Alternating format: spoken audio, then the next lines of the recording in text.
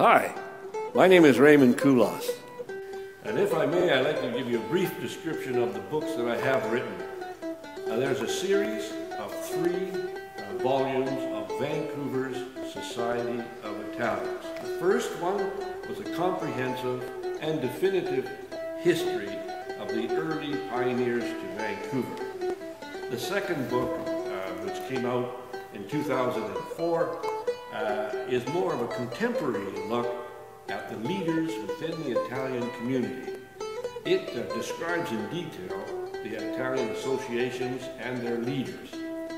The third volume was published to record a major achievement here at the Italian Cultural Center, when in 2006 the main hall was refurbished and a number of new activities were added to the schedule. And so this book is a detailed account of what you can find here at the Italian Cultural Center and some of the history behind it.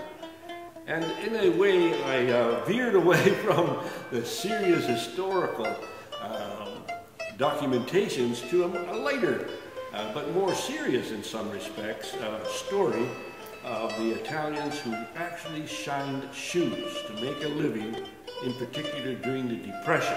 It's entitled Vancouver's Shoeshine Boys, and it's another reflection of the incredible desire on the part of Italian immigrants to pave their own way. They didn't want relief, they didn't want handouts, so they did anything and everything in the way of a job in order to earn enough money to put bread on the table.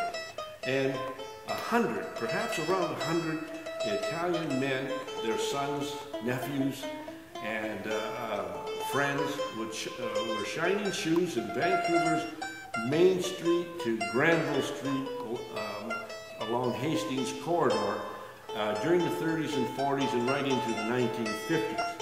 And it's a phenomenon in that in the United States it was black kids that shined shoes, but here in Vancouver it was about 90% at least, 90% of the shoe shiners were Italians and the young kids. An incredible story, one that you can read if you come to the center and perhaps borrow a copy or just peruse it at least.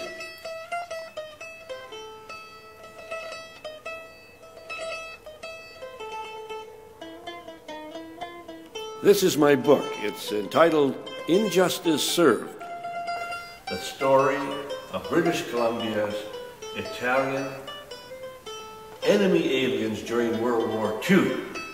And what's significant in terms of a visual is this incredible enlarged photo of a picnic scene on Bowen Island on August the 13th, 1939.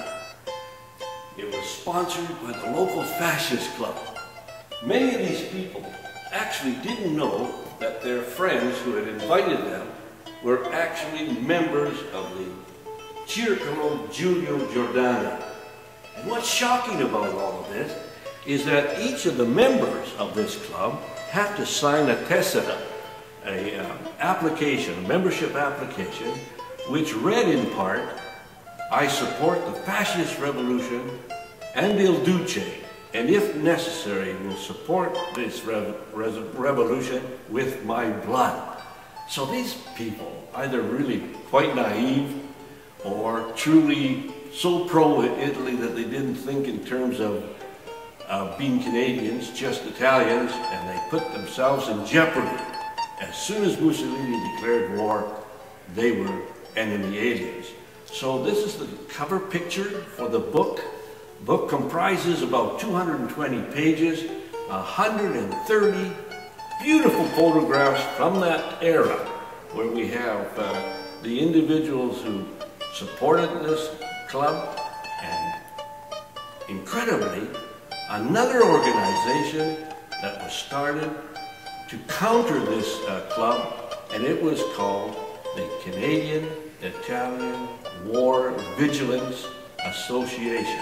People who swore loyalty to Canada and to the King.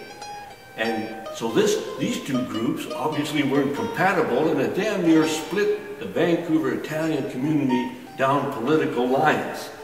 So the book then, really intriguing, if I may say, for those who want to get a capsule, historical view of Canada's, really a blight on Canada's good name, as it resulted in some draconian type of decisions on the part of the federal government, which in turn caused suffering here. So the book is great. You get it free of charge, and I'm going to tell you why.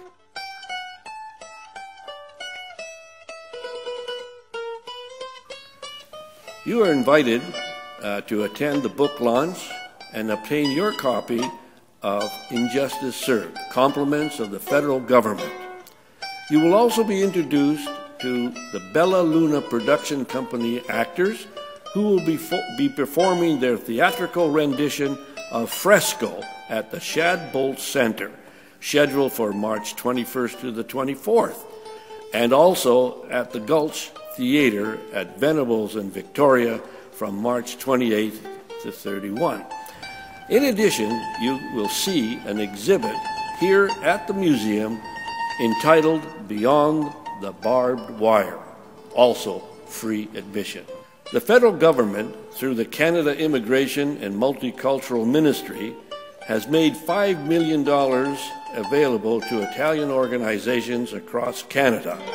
To qualify, they must respond to the need to tell a story about Italians during this rather dark side of our history.